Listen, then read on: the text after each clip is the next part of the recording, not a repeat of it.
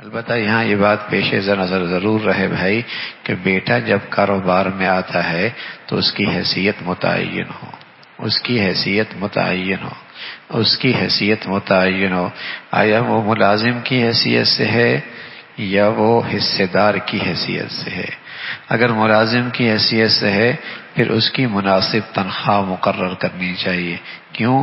اس لیے کہ کل اگر دوسرا بیٹا شریک ہو گیا یا کل اگر والد کا انتقال ہو گیا اور اس کو صرف جیب خرچی ملتی رہی اور 20 سال 15 سال وہ والد کے ساتھ کاروبار میں شریک تھا، اب باپ کا انتقال ہو گیا تو اس مال میں تو وراثت تقسیم ہوگی۔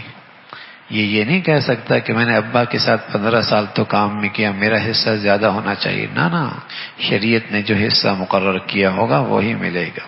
اب اس نے جو 20 سال 25 سال محنت کی، اس کا کیا ہوا؟ اس کا کیا ہوا؟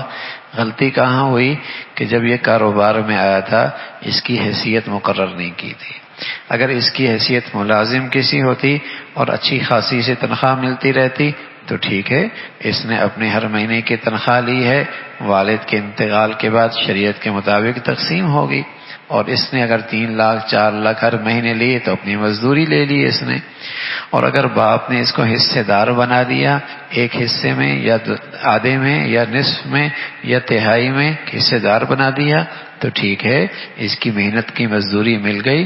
اب بقیہ جو حصہ ہے جو اس میں اس کا بھی حصہ ہوگا اور باقی جو اس کے ورثاء ہیں ان کی وراثت کا حصہ بھی ہوگا، اور اس کا اپنا حصہ جو اس کے شیئر ہیں اس کاروبار میں وہ الگ سے ہوں گے، اس میں وراثت جاری نہیں ہوگی۔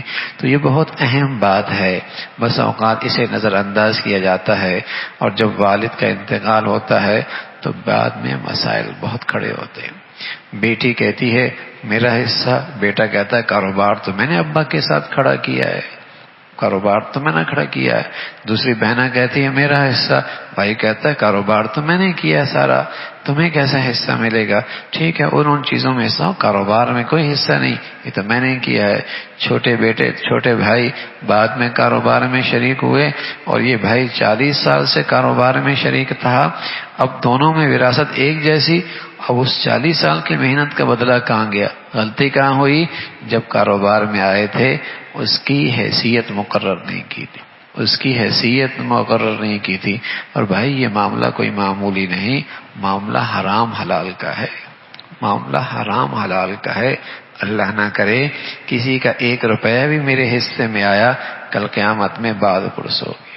کسی کی تھوڑی سی حصہ کیفیت مال کی حیثیت بھی میرے پاس آئی جو میرا حق نہیں ہے، کل قیامت میں اس کا بدلہ چکانا پڑے گا، اور وہاں بدلہ چکانا پیسوں سے، درہم سے، دنانیر سے نہیں ہوگا بھائی، وہاں تو ویسی آدمی دائیں بائیں دیکھ رہا ہوگا، کوئی ایک نیکی مل جائے اور معاملہ وہاں چکانے کا پڑ جائے، نیکیاں دینی پڑیں، بڑے گھاٹے کا سودا ہے، بڑے گھاٹے کا سودا ہے۔